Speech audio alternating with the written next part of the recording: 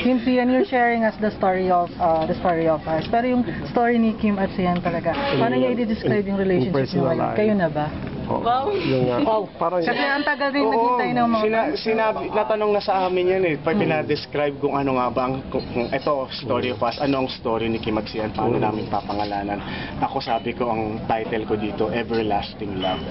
Wow, bakit everlasting? Everlasting Love. Sabi ko kasi yung pagmamahal ko kay Kim talagang...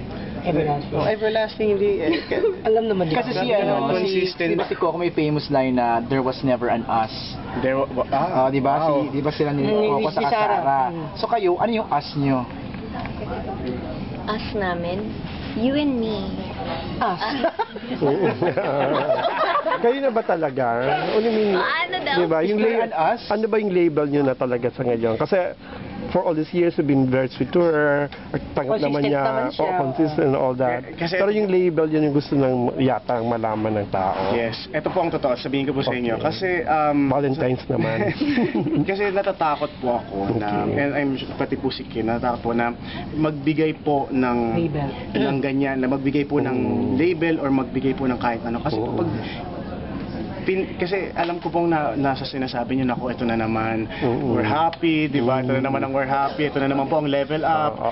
Pero, Hindi mo pa ang siya gusto pwedeng ko po- tawaging girlfriend. Ang gusto ko pong sabihin sa inyo, mahal na mahal ko si Kim. Okay. Yun po ang gusto kong sabihin. Kasi po pag binukas po natin yun sa lahat po, pag binukas po natin sa lahat, marami po silang masasabi at marami pong relationship na nabubuwag pag binigay nyo talaga yun. At sana po ibigay nyo lang sa amin na iniingatan ko po Kim, ano talaga. reaction mo? Mahal na mahal ka raw niya. Oo. Siyempre, You love him back. nagpagupit ako ay mahaba na yung buhok ko. Pero mahal mo rin ba?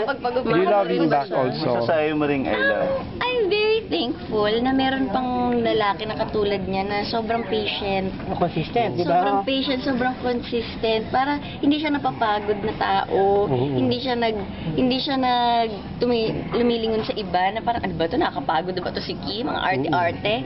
Hindi siya ganon. Parang true to his word siya. Na parang nagulat ako na may ganito pa pala na klase ng tao. So I'm very thankful. And then, yun, isa siya sa pinaka-patient na tao na nakilala ko. So what's stopping you? Yun nga, Kim, sabi mo, May namamatay na.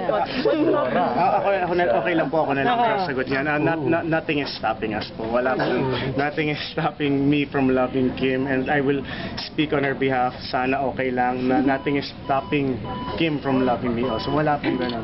It's just that kung papangalanan mo ito, natatakot lang po kami na baka may mangyari. Alam niyo po yun, baka po maraming dumagdag, marami pong masabi. Yun lang po talaga. Pero masaya ko lang, mahal na mahal kita. Yun po, hindi po ako takot ipakita. Hindi po ako takot ipakita ang hawakan ng kamay niya. Hindi po ako takot halikan siya. Yun lang. Si Yan, honestly, is she your girlfriend?